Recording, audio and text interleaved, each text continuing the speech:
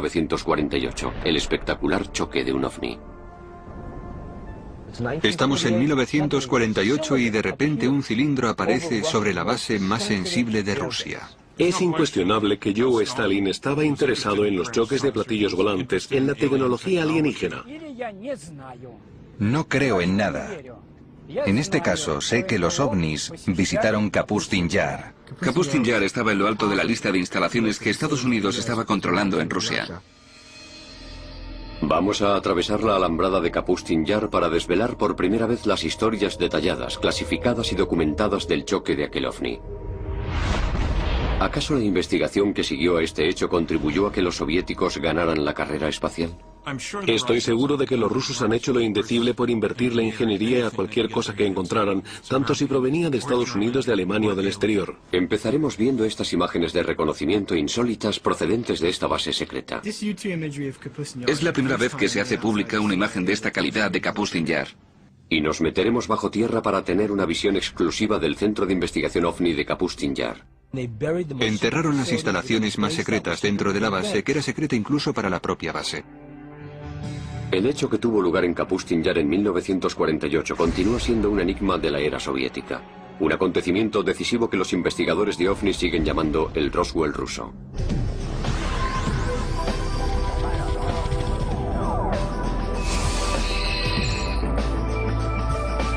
El Roswell ruso. Este es el Kapustin Yar, unas instalaciones militares extremadamente secretas localizadas a 96 kilómetros al sureste del antiguo Stalingrado y a 800 kilómetros al sur de Moscú. Construido según las directrices personales de Joseph Stalin, se trata de las instalaciones militares más antiguas de Rusia. Sus actividades a lo largo de los últimos 60 años han avivado la polémica sobre lo que de verdad sucede detrás de estos muros.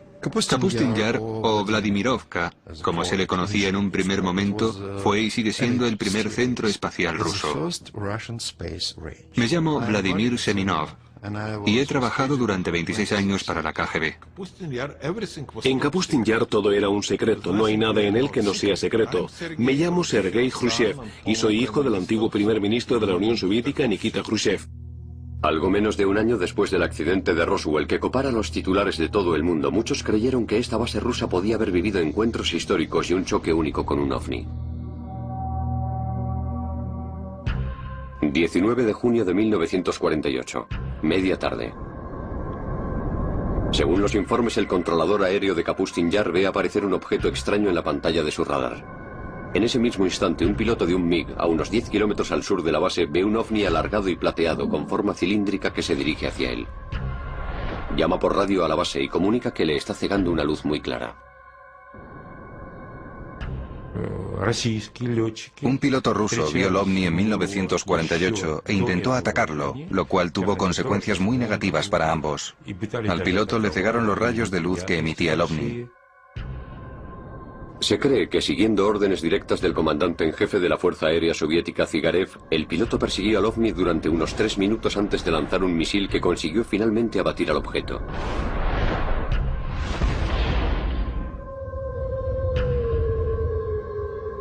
Pero al contrario que con el Roswell, este choque nunca salió en los periódicos.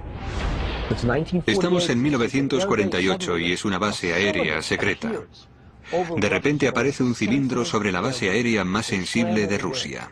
Despegan los MiGs, es un combate aéreo, los pilotos rusos son buenos. Puedo ver aquel avión colocándose encima de la nave, los MiGs disparando sus cohetes mientras el arma de rayos de partículas hace explotar el MiG y ambos caen. Los informes indican que el piloto cegado, en un último intento por recuperar el control de su MiG, fue golpeado por las armas del objeto y murió dentro de su avión. ¿Qué utilizaron los alienígenas que estaban lanzando? Lo que probablemente estuvieran utilizando fue un arma de rayos de partículas. Sabemos lo que usó el MiG, que era lo que los rusos utilizaban entonces. El MiG disparaba sus balas, sus cohetes y las primeras versiones de un misil. Aquel MiG fue capaz de romper el áurea antigravitacional que rodeaba a la nave.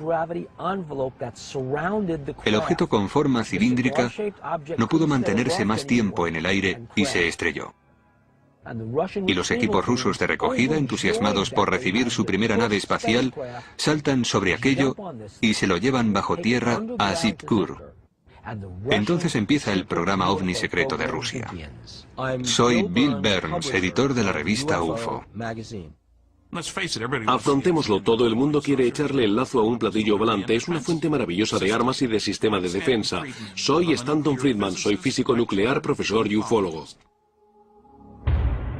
Este choque de 1948 es uno de los muchos extraños acontecimientos que han convertido a Kapustin Yar en una versión incluso más mítica que el Roswell de Estados Unidos y el Área 51.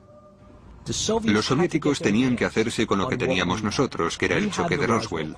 Contábamos con el almacén tecnológico que desarrollamos a principios de la década de los 60 gracias al Roswell. Los rusos no tenían algo así. ¿Cómo conseguir esa tecnología? No viene caída del cielo. Hay que buscarla. Y los rusos la buscaron embarcándose en misiones suicidas. Cualquier cosa que pudieran hacer sus pilotos de MiG para abatir una nave extraterrestre valía. Desde el momento de su construcción a principios de 1940, Kapustin Yar ha estado envuelto en el secretismo. Es un lugar en el que se dice que enviaban a los investigadores más importantes de la Unión Soviética y a los especialistas científicos y militares para desarrollar tecnología de alta gama para la Guerra Fría y armamento. Lo sé todo porque pasé meses y años en Kapustin Yar trabajando allí, probando nuestros misiles de crucero, diseñados para que los submarinos soviéticos hundieran los portaaviones estadounidenses. Kapustin Yar era uno de los pocos lugares en una lista de instalaciones de la que la inteligencia de Estados Unidos quería obtener imágenes. Allí se hacen principalmente tres cosas: prueba misiles tierra-aire, prueba misiles balísticos tierra-tierra y prueba de misiles de lanzamiento o misiles crucero. Allí realizan estas tres pruebas, muy interesante para la inteligencia de Estados Unidos. De hecho, el edificio de la base era tan secreto que cuando el ejército soviético se inquietó al pensar que una ciudad estaba demasiado cerca, sus residentes fueron evacuados y la ciudad fue simplemente eliminada. El nombre de la ciudad: Sitkur. Sitkur era una pequeña ciudad a pocos kilómetros del complejo de pruebas de Kapustin Yar. Probablemente lo que sucedió es que los rusos decidieron que, como la gente veía las pruebas que se estaban realizando, lo mejor era cerrar aquella ciudad. Numerosos investigadores creen que el nombre de Sitkur fue consecuentemente asignado al Centro de Investigación Subterráneo de Alta Gama sobre OVNIs bajo Kapustin Yar. Existe la idea de que en Sitkur y en Kapustin Yar hay una zona de almacenamiento de ovnis estrellados, de cadáveres de los visitantes y de miembros de las tripulaciones. Sitkur es de alguna forma lo que Área 51 es para Nellis AFB en el lago Groom de Nevada. Los distintos países tienen distintos lugares en los que desarrollan su tecnología de ovnis, y lo que hacen es intentar descomponerla, ver su composición e intentar invertir la ingeniería. Pero mucho antes del accidente de 1948, la zona alrededor de Kapustin Yar y el cielo sobre Rusia han sido testigos de otros extraños encuentros bien documentados con ovnis. Algunos de ellos se remontan a un tiempo anterior a lo que conocemos como Rusia. Rusia ocupa un territorio inmenso. Se han divisado ovnis sobre estos territorios al menos durante miles de años. Me llamo Paul Stonehill y soy coautor del libro UFO USSR. Uno de los ovnis más famosos fue avistado en 1950 después de Cristo por un viajero internacional de entonces, Ivan Fadlan. Él y sus compañeros de viaje observaron objetos extraños en el cielo que los asustaron enormemente. Pero los lugareños se mofaron de ellos y les dijeron: los vemos muy a menudo. Batallas aéreas, objetos que se ensalzaban en luchas, extrañas naves, algo similar a la escena de la Guerra de las Galaxias del cine. Increíble. Cuenta la leyenda que las espectaculares batallas aéreas libradas en el cielo dieron fuerza y valor a los guerreros árabes para derrotar a sus enemigos durante los siguientes días de lucha. En el siglo XVII, Rusia experimentó una consecución de avistamientos ovnis. Quienes los vieron describieron aquellos objetos como bolas de fuego con forma de cometas. Quizá el más famoso fuera el hecho de Rob Othero, cuando un disco de dimensiones desproporcionadas, un potente, llegó a la zona de un lago en el norte de Rusia. Un testigo ocular declaró lo siguiente: Hoy, a día 15 de agosto del año 1963, se oyó un choque estruendoso desde el cielo. Cerca del mediodía descendió sobre Robosero una gran bola de fuego de un cielo totalmente despejado. Frente al fuego se proyectaron dos potentes haces de luz. Se desplazó de sur a oeste y desapareció cuando estaba aproximadamente a 500 metros, pero entonces reapareció y permaneció sobre Robosero durante 1 hora y media, llenando a todos los que lo habían visto con un gran pavor. Este relato documentado incluye a pescadores que sufrieron heridas por el lago ardiente y a peces luminiscentes que lanzaban sobre tierra firme para huir de la creciente bola de fuego. Historias como la vista sobre Robocero eran habituales en la Rusia prerrevolucionaria y fuera de Rusia en Europa. Cuando hablamos en concreto de avistamientos en el territorio de la Unión Soviética, los porcentajes son muy altos, y más del 50% de estos avistamientos de ovnis serían una especie de potente ovni con forma esférica. Otro extraordinario avistamiento tuvo lugar sobre Moscú en 1892. Un testigo ocular lo relataría el 17 de marzo de 1892 en la edición del diario ruso Svet. El pilar de la luz estaba dirigido directamente hacia la Tierra, formando un haz cónico de rayos del color de las llamas. El brillo era considerable y a veces era comparable con la luminosidad de una farola de una calle. El punto desde el que se originaban los rayos no se movió durante todo el tiempo, y los rayos fueron visibles durante 20 o 25 minutos. A pesar de que se han avistado enormes bolas de fuego sobre Rusia durante siglos, no ha habido ningún acontecimiento más sobrecogedor que el que arrasó el bosque siberiano de Tunguska en 1908. Por supuesto, fue una de las teorías que afirma que no era un cometa ni un meteorito, que en realidad era una nave espacial.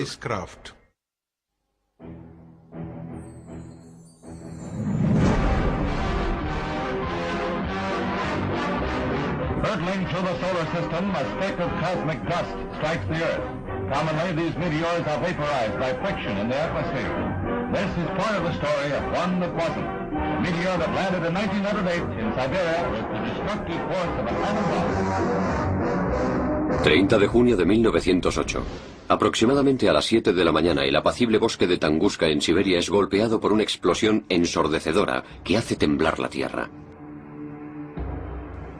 La explosión poseía la fuerza de una bomba de hidrógeno de 40 megatones. Inmensos árboles arrancados como si fueran ramitas. La explosión diezmó aquel denso bosque. La repercusión de la explosión se sintió incluso en Europa Occidental y en un principio se creyó que había sido causada por un meteorito gigante que había golpeado la Tierra. Mi conclusión personal es que se trataba de, digamos, una manifestación de la madre naturaleza, pero no había ninguna inteligencia detrás de lo que sucedió allí. No fue un cohete que nos indicara que los alienígenas nos están observando a los terrícolas.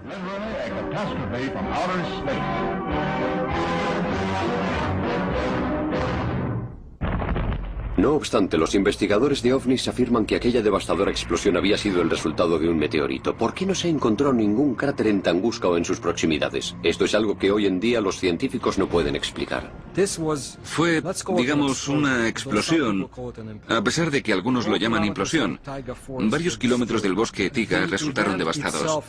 El acontecimiento en sí ocasionó cambios en el campo magnético de nuestro planeta. Los académicos opinan que lo que sucedió en Tunguska fue simplemente un meteorito, pero hay muchos datos que apuntan en la dirección contraria, que se trató de un vuelo racional dirigido. Aquel objeto realizó un giro, algo que un objeto natural o un meteorito no habrían podido realizar. ¿Qué pudo haber ocasionado tal grado de devastación sin dejar un cráter? Los investigadores actuales de ovnis no han sido los primeros en sospechar que lo que sucedió en Tunguska fue obra de algo distinto a un meteorito. Los informes sugieren que Stalin consideró que la explosión de Tunguska fue el resultado de un ovni que había lanzado algún tipo de arma experimental. Stalin estaba interesado en la información recogida para determinar si los ovnis eran una amenaza inmediata a la seguridad soviética. Por esa razón utilizó a algunos de sus mejores científicos para obtener una evaluación. Científicos como Korolev estudiaron la composición de los ovnis. Sergei Korolev, uno de los científicos más reputados de la Unión Soviética, se convertiría en el padre del programa espacial ruso y en el hombre responsable del Sputnik. Junto con Stalin se propuso resolver el misterio de Tunguska. Aquellas investigaciones lo impulsaron a financiar la expedición al lugar en el que se había producido el acontecimiento de Tunguska. Sergei Korolev invirtió dinero propio en enviar en helicóptero una expedición a la zona de Tunguska. Korolev y Stalin nunca se conocieron. Algunos investigadores intentaron demostrar que Korolev sí se había reunido con Stalin, pero no encontraron ninguna prueba. Stalin imaginaba que podía haber sido en verdad una nave espacial. Quería encontrar los fragmentos de aquella nave, recomponerlos y recrear el objeto con objetivos militares. Inicialmente, Korolev encontró que muchas de las cicatrices físicas producidas en Tunguska seguían visibles. Pero el descubrimiento más sorprendente apareció en forma de fragmentos metálicos radiactivos encontrados en el lugar de los hechos, restos poco habituales de un asteroide o de un meteorito. Si se sigue la trayectoria de vuelo del objeto de Tunguska y se va más allá del lugar del choque, se llega a una zona que los ufólogos rusos llaman el cementerio del demonio. Se trata de una zona de 300 metros cuadrados en la que no crece ni una planta y en la que mueren todos los animales. Una zona que además tiene unos niveles de radioactividad más altos de lo normal. Se trata de las consecuencias de un posible fragmento metálico radiactivo resultante del choque. Los niveles de radiación eran una realidad. Los meteoritos no bajan con ese nivel de radiación, así que una de las historias es que era una nave nodriza que había explotado. Se cree que Korolev le dijo en secreto a Stalin que el accidente de Tunguska había sido provocado en verdad por un ovni, del que se habían encontrado fragmentos por toda la zona. No obstante, en su informe oficial extremadamente secreto, se comenta que Korolev le contó una historia muy distinta. La versión oficial era que en Tunguska había chocado un meteorito gigante.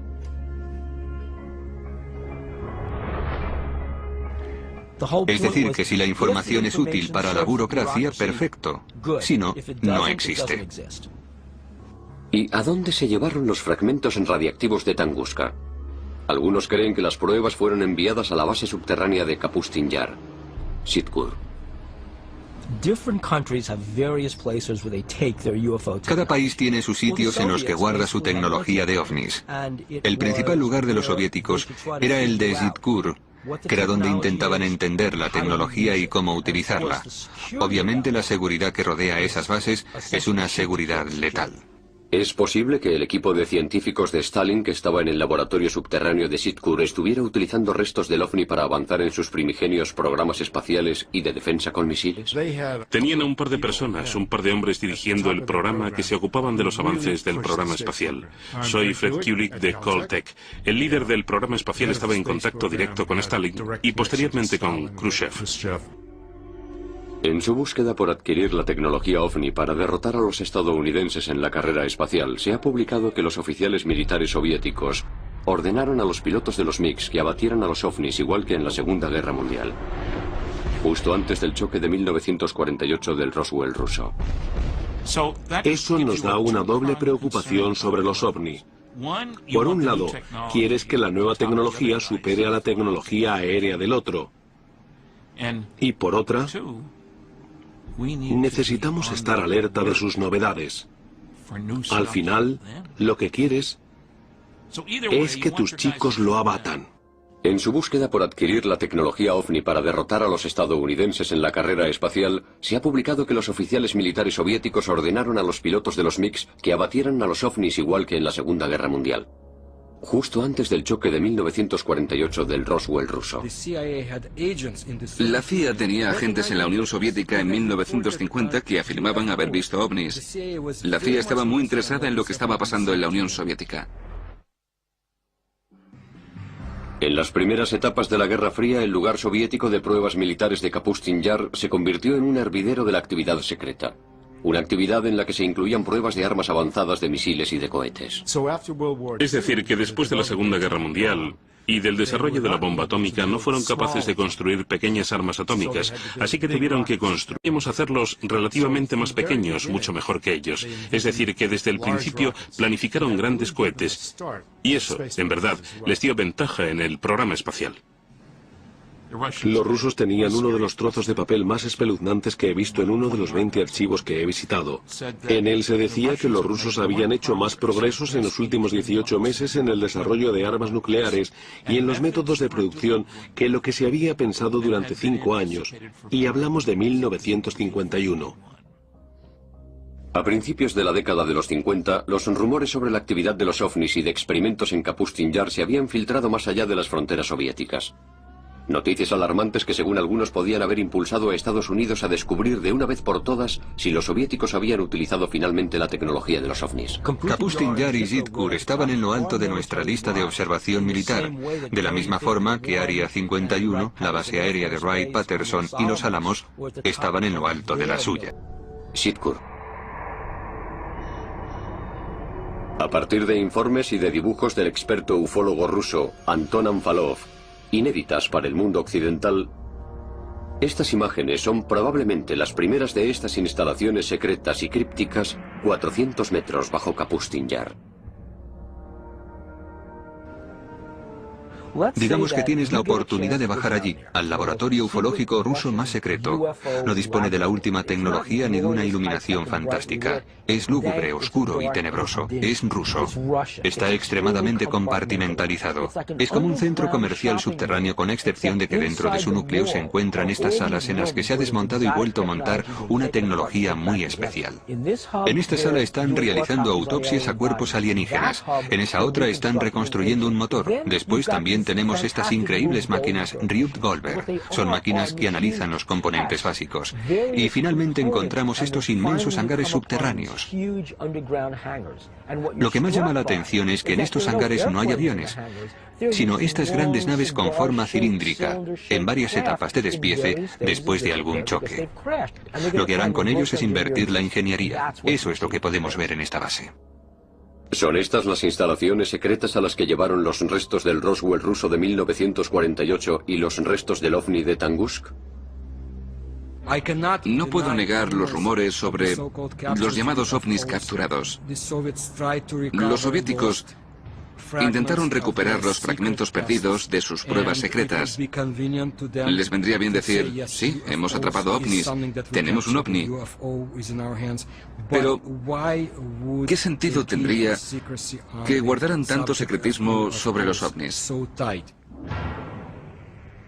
¿Es posible que estas instalaciones experimentales escondidas tan celosamente estuvieran especializadas en la ingeniería inversa con el objetivo de acabar con Estados Unidos? Si Kapustin Yar es donde se está realizando un trabajo tan avanzado de cohetes, naves, armamento, armas por láser y otros elementos de ese tipo, donde es impredecible la alta seguridad y un buen entorno para los científicos y para instalaciones computerizadas, uno tiende a pensar que allí es donde están llevando a cabo sus investigaciones avanzadas sobre ovnis. No ovnis 101 o 404, eso es algo natural. Y por supuesto tendrías bases subterráneas, protección contra naves intrusas y estarías atento a los aviones U-2. Otro dato misterioso de Kapustin Yar es que hay muchas figuras extrañas en el terreno. ¿Es posible que Stalin y Korolev hubiesen dispuesto estratégicamente aquellas figuras para atraer ovnis a la base? Algunos investigadores creen que los rusos podrían haber tomado prestada esa idea de las antiguas civilizaciones. Se dice que las pirámides habían sido construidas con formas geométricas y con diseños destinados a atraer a los habitantes de otros mundos. Si observamos Kapustin Yar desde el aire, hay muchas instalaciones y demarcaciones, formas que para un ojo no experto parecerían formas de otro planeta. Puede que se parezcan a algo visto en las culturas de Sudamérica, o en la cultura maya, o a círculos de cultivo. Entre los choques documentados de ovnis y la investigación ultrasecreta, ¿cómo alardearon los soviéticos de sus avances en Kapustin Yar? Now there was a new date for Russian youngsters to remember. October 4, 1957, when Sputnik, the first Earth satellite, was launched. 4 de octubre de 1957. El programa espacial de la Unión Soviética lanza con éxito a orbitar el primer satélite artificial del mundo. In the history of the Earth, no other event had captured the imagination of so many people as this first step into space. 4 años más tarde, Rusia vuelve a derrotar a los estadounidenses lanzando al espacio a Yuri Gagarin, el primer vuelo en órbita a la Tierra dirigido por personas. 2 hitos que colocaron a la Unión Soviética en posición destacada dentro de la tan competitiva carrera espacial. Somos los primeros. En todos los pasos que se sucedieron después durante casi 10 años, los soviéticos fueron por delante de Estados Unidos. El primer hombre al espacio, la primera mujer al espacio, el primer paseo por el espacio, la primera cita espacial, el primer acoplamiento espacial, etc., hasta 1981, cuando se envió la lanzadera. Estoy seguro de que los rusos han hecho lo indecible por invertir la tecnología a cualquier cosa que encontraran, tanto si provenía de Estados Unidos, de Alemania o del exterior. La autoridad rusa más importante en ovnis es un hombre tan legendario y tan popular en todo el país que es conocido por su apellido: Ashasha. En este punto, donde aterrizó el ovni, un equipo estadounidense hace la primera filmación.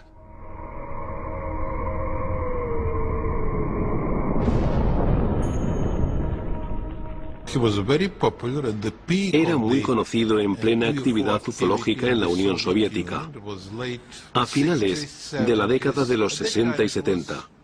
En aquel momento no estaba permitido, pero tampoco restringido hablar sobre esto.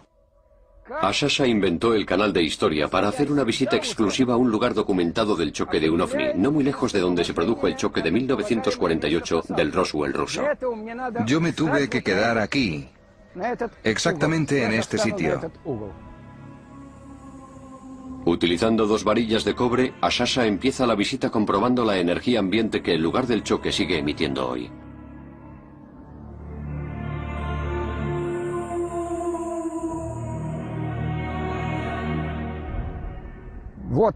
Ahí está, una señal negativa. Es ahí.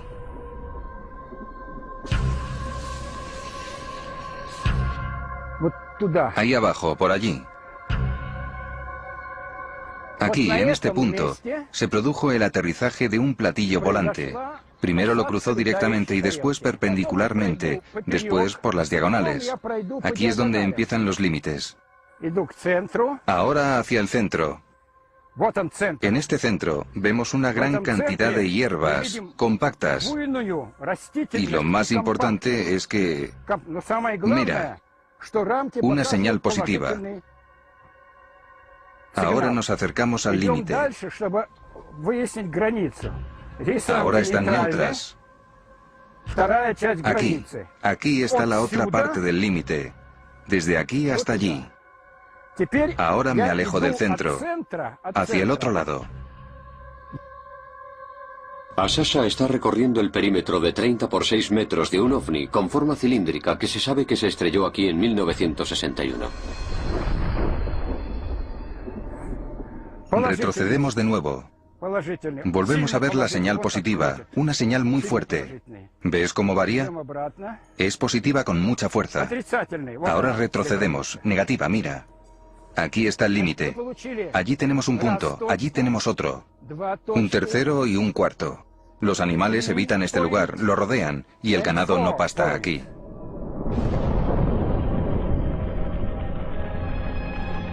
Sí, hay una energía desconocida que, como demuestra la experiencia, afecta a la gente de forma negativa. Te cambia el pulso.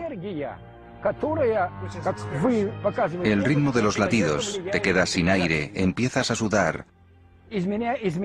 No te aconsejo que te quedes aquí más tiempo, pero ya ha sido perjudicial. Venga, vámonos de aquí, a un sitio normal, donde ninguna fuerza desconocida nos influya y actúe sobre nosotros.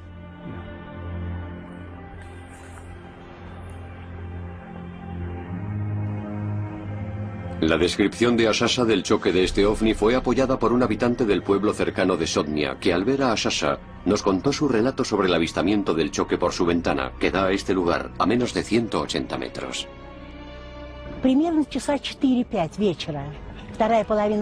Eran las 4 o las 5 de la mañana, muy tarde, y de repente mi madre gritó. Dijo, mira eso. Había una especie de bola, una esfera volando. Después dijo, seguro que es un platillo volante. Era una esfera roja, grande y enérgica. La esfera sobrevoló las vías del tren y descendió hasta el valle del río Skutnia. Allí abajo, más allá del río. Los expertos como Ashasha creen que los hechos ufológicos como este choque o el choque en 1948 del Roswell ruso hicieron que se abriera una caja de Pandora sobre el Kapustin Yar, lo que desembocó en lo que algunos llamaron una guerra en los cielos de Rusia. Los pilotos solían recibir órdenes desde tierra para que defendieran el espacio aéreo y para que abatieran a los ovnis. Otras veces el ovni era quien empezaba terribles ataques. Lo que más me intriga acerca de los rusos son las supuestas luchas aéreas entre ovnis. He leído testimonios al respecto. Algunos luchaban en el aire. Quizá la prueba más irrefutable de los choques entre MiG soviéticos y ovnis sobre Kapustin Yar procede de primera mano de la piloto de pruebas más famosa, Marina Popovich. Una heroína nacional, una cosmonauta. Quizá la Chuck Yeager de Rusia. Marina afirma haber presenciado verdaderos enfrentamientos entre pilotos soviéticos y ovnis. En 1964 se produjo un choque durante una misión aérea de entrenamiento soviético. Alexander Kapagan era el comandante de un escuadrón y el instructor de pilotos en una de las escuelas de vuelo. Un día estaba volando con un cadete y fueron atacados por un ovni y cayeron haciendo una espiral. En otra expedición secreta en febrero de 1980, la coronel Popovich se enfrenta a múltiples objetos no identificados en los cielos de Rusia. Vi 3 bolas de fuego, 3 luces increíbles formando un triángulo. Las vi pasar rápidamente. Otro piloto de pruebas de MiGs, el coronel Vyatkin Lev Mikhailovich, accedió a contar en primera persona y en primicia para nuestras cámaras su experiencia. 7 de agosto de 1967, 6:30 de la tarde. El coronel Mikhailovich informa de que su MiG ha sido atrapado súbitamente en pleno vuelo por un ovni. Cuando estaba haciendo un giro hacia la izquierda, de repente vi una luz que venía de arriba. Aquel gran disco empezó a encenderse poco a poco y solo me dio tiempo a inclinar rápidamente el avión, pero el ala golpeó el haz de luz. El avión tembló y los niveladores y las agujas empezaron a moverse de derecha a izquierda. Es como si el rayo de luz se desintegrara en pequeños puntos de luz. ¿Cuál fue mi sorpresa cuando mi técnico Mikhail me dijo, Lev Mikhailovich, el ala del avión está brillando? Al parecer estuvo posteriormente durante una semana en el hangar y el ala izquierda no dejó de emitir una luz blanca. Lavaron el ala con queroseno y poco después el brillo desapareció. Por suerte, el encuentro del coronel Mikhailovich con un ovni sobre el cielo de Kapustin Yar en la década de los 60 no tuvo un final tan fatídico como el famoso choque de 1948 en ese mismo cielo. No me asusté, me sorprendí. Me dejó atónito especialmente que el rayo de luz resultara ser compacto, porque sentí el impacto. Mientras seguían llegando informes ufológicos al gobierno soviético procedentes de oficiales civiles y militares, la KGB se empleaba a fondo para ocultar los informes, silenciando a aquellos que los habían elaborado y habían tomado medidas contra la prensa. Pero mientras tanto, la agencia espía estaba creando un informe oficial sobre actividad ufológica en la Unión Soviética llamado el Archivo Azul de la KGB.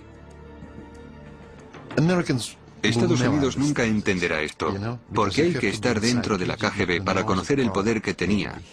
Y durante la época de Stalin, la KGB era increíblemente poderosa. Escrito e investigado a lo largo de los 20 años que separaban los años 60 de los años 80, el Archivo Azul de la KGB era uno de los estudios oficiales más profundos sobre ovnis encargado por un organismo gubernamental en ningún país. El Archivo Azul de la KGB es una colección de documentos de 124 páginas publicada en 1990. Creo que esto no es todo lo que ha visto la KGB, y no soy el único que lo cree. El Archivo Azul recogía miles de informes sobre avistamientos ovnis, sobre combates aéreos y sobre accidentes, y todo descrito con gran lujo de detalles. Según el Archivo Azul, el 21 de marzo de 1990, los residentes de una docena de ciudades rusas no muy lejos de las puertas de Kapustin Yar fueron testigos del mismo avistamiento del ovni entre las 10 y las 11:30 de la mañana. A continuación se incluye un extracto escrito de un oficial de asuntos internos de la KGB. Tras obtener información precisa, se estableció que un número destacado de residentes de ciudades cercanas había visto con sus propios ojos un ovni, y en algunos casos dos. Uno de esos testigos había visto un rayo de luz que salía del objeto y que iluminaba la superficie de la Tierra. Si hay tantos rumores y se comenta tanto sobre ovnis, más tarde o más temprano el gobierno hablará con su departamento de inteligencia para ver qué está sucediendo. Y la KGB tuvo que crear ese archivo con todas las publicaciones de lo que habían visto los testigos, o que creían haber visto. ¿Es posible que aquel accidente de 1990 haya sido una simple prueba militar enviada desde el suelo, desde Kapustin Yar? ¿O se trata quizá de otro accidente relacionado con ovnis? Si la Unión Soviética no hubiera sucumbido bajo su propio peso a principios de la década de los 90, los escalofriantes relatos que acabamos de oír de encuentros en primera persona y cerca de Kapustin Yar habrían permanecido como un peligroso secreto más de la era soviética. Es diferente porque el momento también lo es. Si hablas con alguien de una generación pasada, sí, claro, no cabe duda, pero hoy en día es totalmente distinto. Las generaciones jóvenes actuales viven en otro tipo de sociedad y disfrutan de mucha más libertad. Esta nueva libertad en Rusia ayudó a los productores de este programa a adquirir a través de canales oficiales estas imágenes soviéticas que vamos a ver. A lo largo de las décadas de los 50 y de los 60, el ejército soviético experimentó una serie de lanzamientos de cohetes fallidos y de pruebas de misiles fallidas que llevaron a un desastre tras otro en la base. ¿Eran simplemente accidentes o represalias de los ovnis? He oído una historia que es posible, y no suelo hablar de leyendas. Los alienígenas hicieron explotar 4 vehículos de lanzamiento soviéticos porque no dejaron de intentar abatir platillos volantes. Escondido durante 45 años, un cámara militar soviético grabó los efectos posteriores de lo que parecían ser 2 ovnis con forma de bolas de fuego que se sabe que chocaron en Kapustin Yar el 3 de junio de 1960. Por lo que podemos determinar, es la primera vez que alguien que no pertenece al ejército soviético o a la KGB ve estas imágenes. Se ve a 3 bomberos del Ejército Rojo huyendo de esta inmensa bola de fuego que, según los informes, siguió aumentando de tamaño y causando otras explosiones masivas en la zona durante más de 1 hora. Se cree que una plataformas de lanzamiento, mientras que otro alcanzó un depósito de combustible de un cohete. Todos los objetivos estaban a pocos metros de las instalaciones de investigación subterráneas para ovnis de Sitkur. Los restos carbonizados de los 2 ovnis que habían sido vistos aquí fueron enviados rápidamente a la base de Sitkur. Imaginemos la Tierra como una colonia subdesarrollada. Y al igual que Estados Unidos y la Unión Soviética libraron guerras políticas cruzando mares, imaginemos que los alienígenas quieren nuestros recursos y que están luchando por la Tierra igual que Estados Unidos y la Unión Soviética se pelearon por otros territorios después de la Segunda Guerra Mundial. ¿Cómo es posible que todos aquellos acontecimientos tan sorprendentes hayan quedado a la sombra de la opinión pública durante tantos años? En la época anterior e inmediatamente posterior a Stalin, todo estaba restringido, por lo que no se permitía hablar de esto. En la época de Stalin, simplemente te mandaban a la cárcel. ¿Es posible atribuir todos estos relatos sobre ovnis y el rastro desvelado de pruebas de ovnis a una explicación lógica? ¿O puede que estos extraños acontecimientos pasen de verdad en Rusia? Una corresponsal de uno de los periódicos estadounidenses de mayor tirada dice que sí. En mayo de 2005 llegaron unos informes a la oficina de Moscú en Los Angeles Times, según los cuales un lago a unas 3 horas de Moscú había simplemente desaparecido. Fuimos allí porque oímos que había desaparecido y pensé, esta historia no me la creo. Kim Murphy visitó la zona días más tarde. Su relato fue publicado en la página frontal del periódico el 27 de mayo de 2005. Llegamos allí y vimos aquel inmenso agujero vacío en el suelo. Los únicos testigos oculares que vieron lo que había pasado describieron que habían ido al lago y que empezó un remolino de agua, algo parecido al agua que se va por un lavabo haciendo círculos con fuerza. y que así, poco a poco, desapareció. Desde lagos que desaparecen a bolas de fuego en el cielo, pasando por ataques documentados de ovnis con forma cilíndrica, Rusia sigue siendo una tierra de increíbles misterios. A día de hoy todavía continúan los trabajos de investigación en Kapustin Yar y en Sitkur, y la base sigue siendo un potente centro neurálgico para la actividad ufológica. Según uno de los investigadores, en 1989 se produjo un accidente en Kapustin Yar, y más recientemente, los restos de un choque en Polonia en 1997 se trasladaron a Kapustin Yar para ser analizados. Algunos de los movimientos políticos recientemente realizados por el presidente Vladimir Putin han hecho que desde Occidente algunos acusen a este gobierno de cerrar el telón de acero una vez más en la vibrante Rusia actual. Día tras día la gente se cuestiona y se preocupa, pensando si la Rusia de Putin es una Rusia mucho más autoritaria que la de Yeltsin. Saben que la información sobre ovnis no está tan disponible en Rusia con la misma facilidad que antes. En una sociedad abierta se pierde la capacidad de controlar los secretos. Putin salió de la KGB. Está viendo cómo mucha información valiosa y una tecnología valiosa están pasando a fuentes privadas. La Unión Soviética está cerrando puertas, está cerrando muchas zonas, pero también cerrando el tema de los ovnis.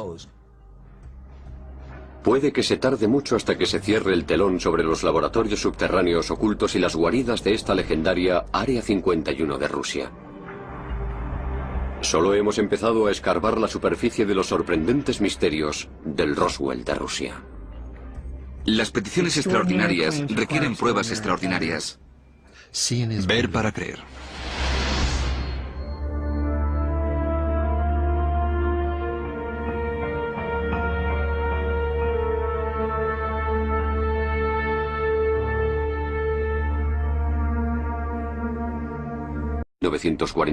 El espectacular choque de un ovni.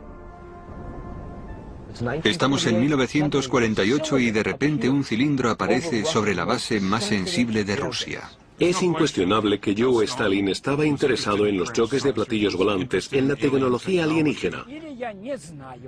No creo en nada. En este caso, sé que los ovnis visitaron Kapustin Yar. Kapustin Yar estaba en lo alto de la lista de instalaciones que Estados Unidos estaba controlando en Rusia. Vamos a atravesar la alambrada de Kapustin Yar para desvelar por primera vez las historias detalladas, clasificadas y documentadas del choque de aquel ovni. ¿Acaso la investigación que siguió a este hecho contribuyó a que los soviéticos ganaran la carrera espacial? Estoy seguro de que los rusos han hecho lo indecible por invertir la ingeniería a cualquier cosa que encontraran, tanto si provenía de Estados Unidos, de Alemania o del exterior. Empezaremos viendo estas imágenes de reconocimiento insólitas procedentes de esta base secreta. Es la primera vez que se hace pública una imagen de esta calidad de Kapustin Yar. Y nos meteremos bajo tierra para tener una visión exclusiva del Centro de Investigación OVNI de Kapustin Yar. Enterraron las instalaciones más secretas dentro de la base, que era secreta incluso para la propia base. El hecho que tuvo lugar en Kapustin Yar en 1948 continúa siendo un enigma de la era soviética. Un acontecimiento decisivo que los investigadores de OVNI siguen llamando el Roswell ruso.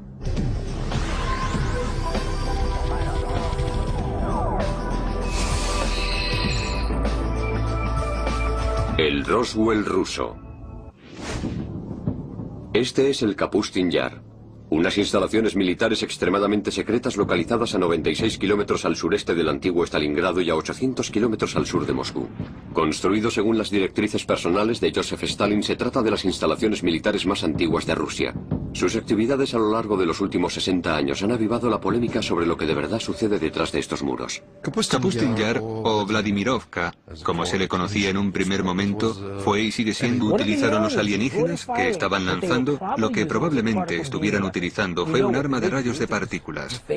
Sabemos lo que usó el MiG, que era lo que los rusos utilizaban entonces.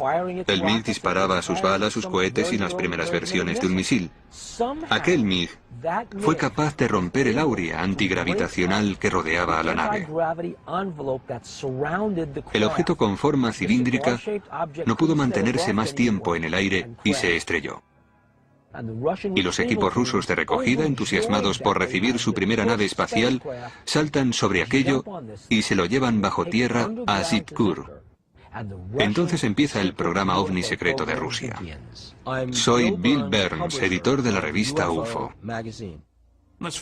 Afrontémoslo, todo el mundo quiere echarle el lazo a un platillo volante. Es una fuente maravillosa de armas y de sistema de defensa. Soy Stanton Friedman, soy físico nuclear, profesor y ufólogo.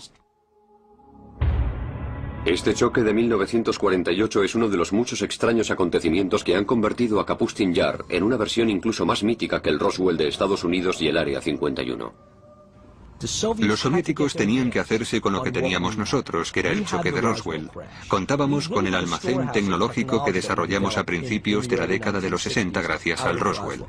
Los rusos no tenían algo así. ¿Cómo conseguir esa tecnología? No viene caída del cielo. Hay que buscarla. Y los rusos la buscaron embarcándose en misiones suicidas. Cualquier cosa que pudieran hacer sus pilotos de MiG para abatir una nave extraterrestre valía.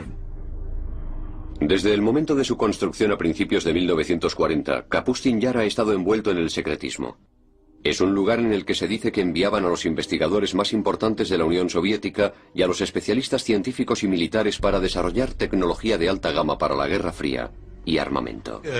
Lo sé todo porque pasé meses y años en Kapustin Yar trabajando allí, probando nuestros misiles de crucero, diseñados para que los submarinos soviéticos hundieran el primer centro espacial ruso. Me llamo Vladimir Seminov y he trabajado durante 26 años para la KGB. En Kapustin Yar todo era un secreto, no hay nada en él que no sea secreto. Me llamo Sergei Khrushchev y soy hijo del antiguo primer ministro de la Unión Soviética, Nikita Khrushchev. Algo menos de un año después del accidente de Roswell que copara los titulares de todo el mundo, muchos creyeron que esta base rusa podía haber vivido encuentros históricos y un choque único con un ovni. 19 de junio de 1948, media tarde. Según los informes, el controlador aéreo de Kapustin Yar ve aparecer un objeto extraño en la pantalla de su radar. En ese mismo instante, un piloto de un MiG, a unos 10 kilómetros al sur de la base, ve un ovni alargado y plateado con forma cilíndrica que se dirige hacia él. Llama por radio a la base y comunica que le está cegando una luz muy clara. Un piloto ruso vio el ovni en 1948 e intentó atacarlo, lo cual tuvo consecuencias muy negativas para ambos.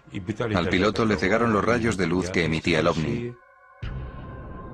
Se cree que, siguiendo órdenes directas del comandante en jefe de la Fuerza Aérea Soviética, Zigarev, el piloto persiguió al ovni durante unos 3 minutos antes de lanzar un misil que consiguió finalmente abatir al objeto.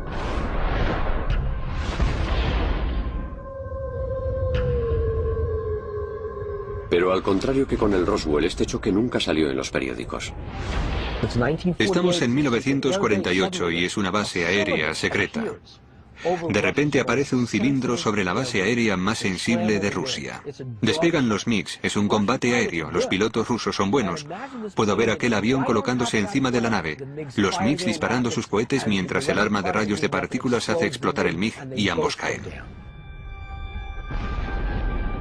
Los informes indican que el piloto cegado, en un último intento por recuperar el control de su MiG, fue golpeado por las armas del objeto y murió dentro de su avión. Del libro UFO USSR. Uno de los ovnis más famosos fue avistado en 1950 después de Cristo por un viajero internacional de entonces, Ivan Fadlan. Él y sus compañeros de viaje observaron objetos extraños en el cielo que los asustaron enormemente. Pero los lugareños se mofaron de ellos y les dijeron: los vemos muy a menudo.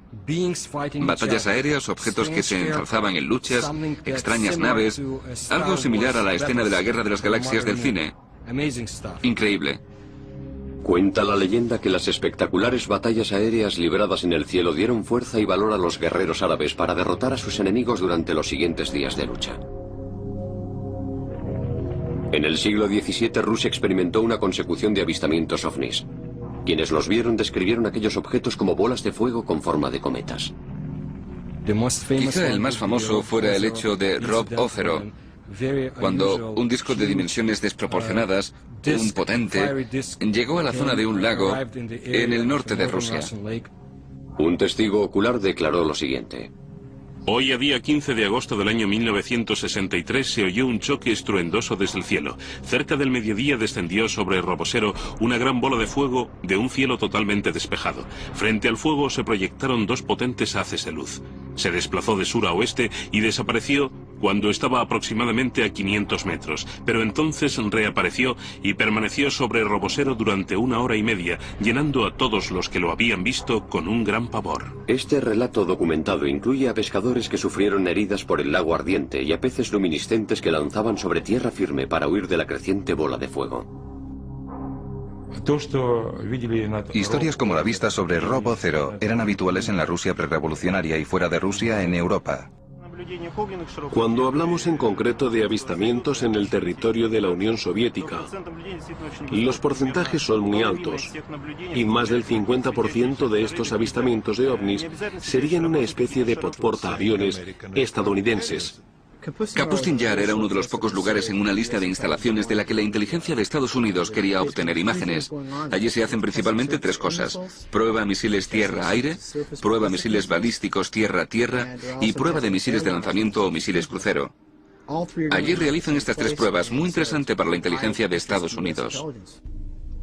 De hecho, el edificio de la base era tan secreto que cuando el ejército soviético se inquietó al pensar que una ciudad estaba demasiado cerca, sus residentes fueron evacuados y la ciudad fue simplemente eliminada. El nombre de la ciudad: Sitkur. Sitkur era una pequeña ciudad a pocos kilómetros del complejo de pruebas de Kapustin Yar. Probablemente lo que sucedió es que los rusos decidieron que, como la gente veía las pruebas que se estaban realizando, lo mejor era cerrar aquella ciudad. Numerosos investigadores creen que el nombre de Sitkur fue consecuentemente asignado al Centro de Investigación Subterráneo de Alta Gama sobre ovnis bajo Kapustin Yar. Existe la idea de que en Sitkur y en Kapustin Yar hay una zona de almacenamiento de ovnis estrellados, de cadáveres de los visitantes y de miembros de las tripulaciones. Sitkur es de alguna forma lo que Área 51 es para Nellis AFB en el lago Groom de Nevada. Los distintos países tienen distintos lugares en los que desarrollan su tecnología de ovnis, y lo que hacen es intentar descomponerla, ver su composición e intentar invertir la ingeniería. Pero mucho antes del accidente de 1948, la zona alrededor de Kapustin Yar y el cielo sobre Rusia han sido testigos de otros extraños encuentros bien documentados con ovnis. Algunos de ellos se remontan a un tiempo anterior a lo que conocemos como Rusia. Rusia ocupa un territorio inmenso. Se han divisado ovnis sobre estos territorios al menos durante miles de años. Me llamo Paul Stonehill y soy coautor. Remontan a un tiempo anterior a lo que conocemos como Rusia. Rusia ocupa un territorio inmenso. Se han divisado ovnis sobre estos territorios al menos durante miles de años. Me llamo Paul Stonehill y soy coautor del libro UFO USSR. Uno de los ovnis más famosos fue avistado en 1950 después de Cristo por un viajero internacional de entonces, Ivan Fadlan. Él y sus compañeros de viaje observaron objetos extraños en el cielo que los asustaron enormemente. Pero los lugareños se mofaron de ellos y les dijeron: los vemos muy a menudo. Batallas aéreas, objetos que se ensalzaban en luchas, extrañas naves, algo similar a la escena de la Guerra de las Galaxias del cine. Increíble. Cuenta la leyenda que las espectaculares batallas aéreas libradas en el cielo dieron fuerza y valor a los guerreros árabes para derrotar a sus enemigos durante los siguientes días de lucha. En el siglo XVII, Rusia experimentó una consecución de avistamientos ovnis. Quienes los vieron describieron aquellos objetos como bolas de fuego con forma de cometas.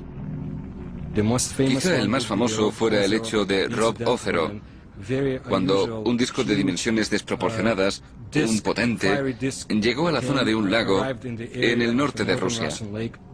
Un testigo ocular declaró lo siguiente: Hoy, a día 15 de agosto del año 1963, se oyó un choque estruendoso desde el cielo. Cerca del mediodía descendió sobre Robosero una gran bola de fuego de un cielo totalmente despejado. Frente al fuego se proyectaron 2 potentes haces de luz.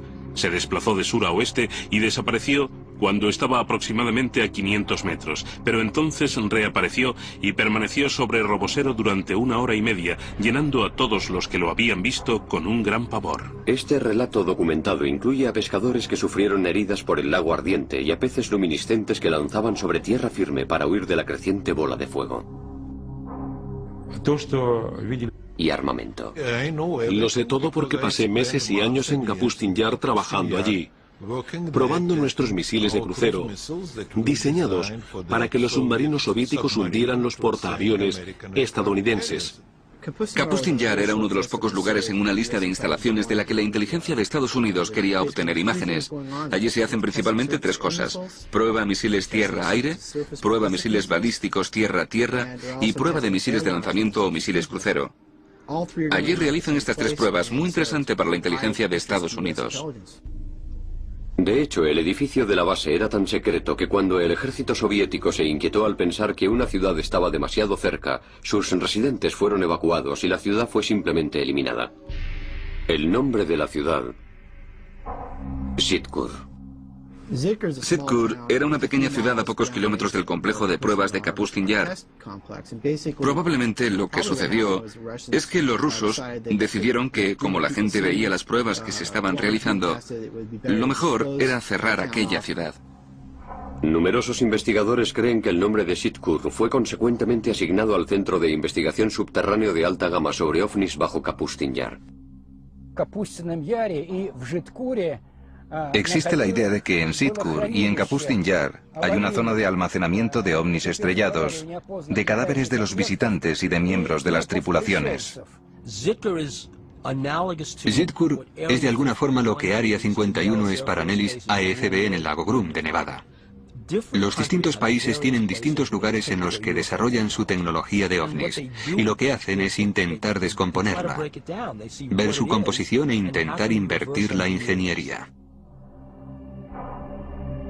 Pero mucho antes del accidente de 1948, la zona alrededor de Kapustin Yar y el cielo sobre Rusia han sido testigos de otros extraños encuentros bien documentados con ovnis. Algunos de ellos... Vladimirovka, como se le conocía en un primer momento, fue y sigue siendo el primer centro espacial ruso. Me llamo Vladimir Seminov y he trabajado durante 26 años para la KGB. En Kapustin Yar todo era un secreto, no hay nada en él que no sea secreto. Me llamo Sergei Khrushchev y soy hijo del antiguo primer ministro de la Unión Soviética, Nikita Khrushchev. Algo menos de un año después del accidente de Roswell, que copara los titulares de todo el mundo, muchos creyeron que esta base rusa podía haber vivido encuentros históricos y un choque único con un ovni. 19 de junio de 1948, media tarde. Según los informes, el controlador aéreo de Kapustin Yar ve aparecer un objeto extraño en la pantalla de su radar. En ese mismo instante, un piloto de un MiG, a unos 10 kilómetros al sur de la base, ve un ovni alargado y plateado con forma cilíndrica que se dirige hacia él. Llama por radio a la base y comunica que le está cegando una luz muy clara. Un piloto ruso vio el ovni en 1948 e intentó atacarlo, lo cual tuvo consecuencias muy negativas para ambos. Al piloto le cegaron los rayos de luz que emitía el ovni. Se cree que, siguiendo órdenes directas del comandante en jefe de la Fuerza Aérea Soviética, Zigarev, el piloto persiguió al ovni durante unos 3 minutos antes de lanzar un misil que consiguió finalmente abatir al objeto.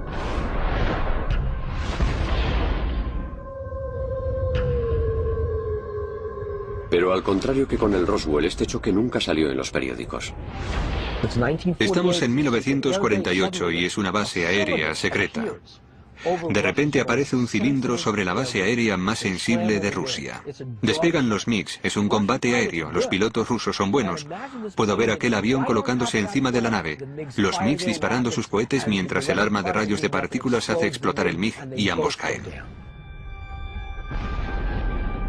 Los informes indican que el piloto cegado, en un último intento por recuperar el control de su MiG, fue golpeado por las armas del objeto y murió dentro de su avión.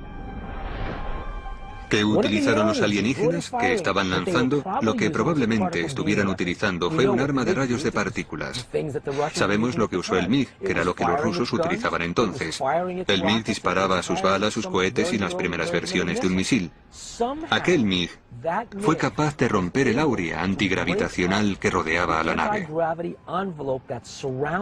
El objeto con forma cilíndrica no pudo mantenerse más tiempo en el aire y se estrelló. Y los equipos rusos de recogida, entusiasmados por recibir su primera nave espacial, saltan sobre aquello y se lo llevan bajo tierra a Zitkur. Entonces empieza el programa OVNI secreto de Rusia. Soy Bill Burns, editor de la revista UFO. Afrontémoslo, todo el mundo quiere echarle el lazo a un platillo volante. Es una fuente maravillosa de armas y de sistema de defensa. Soy Stanton Friedman, soy físico nuclear, profesor y ufólogo.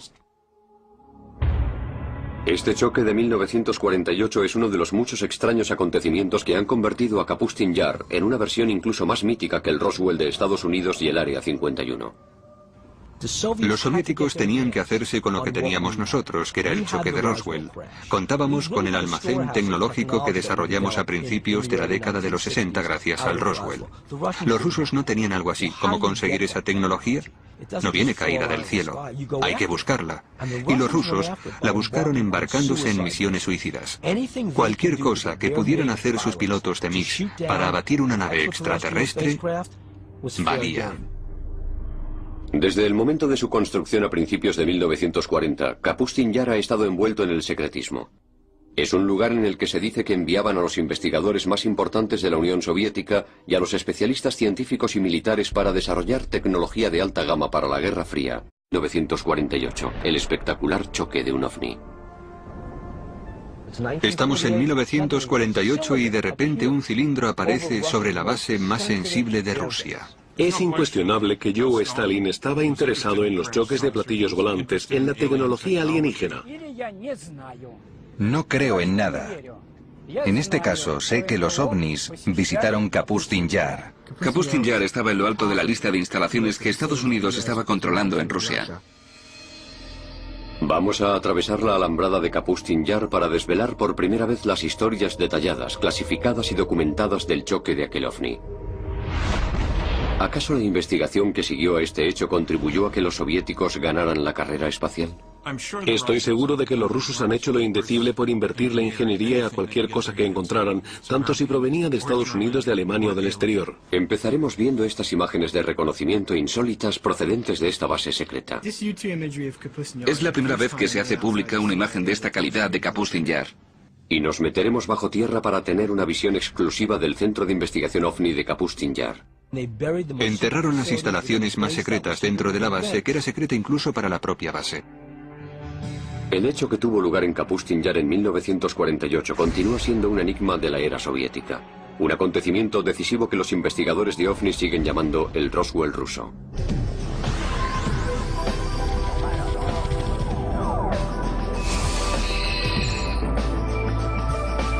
El Roswell ruso. Este es el Kapustin Yar, unas instalaciones militares extremadamente secretas localizadas a 96 kilómetros al sureste del antiguo Stalingrado y a 800 kilómetros al sur de Moscú. Construido según las directrices personales de Joseph Stalin, se trata de las instalaciones militares más antiguas de Rusia. Sus actividades a lo largo de los últimos 60 años han avivado la polémica sobre lo que de verdad sucede detrás de estos muros. Kapustin Yar, o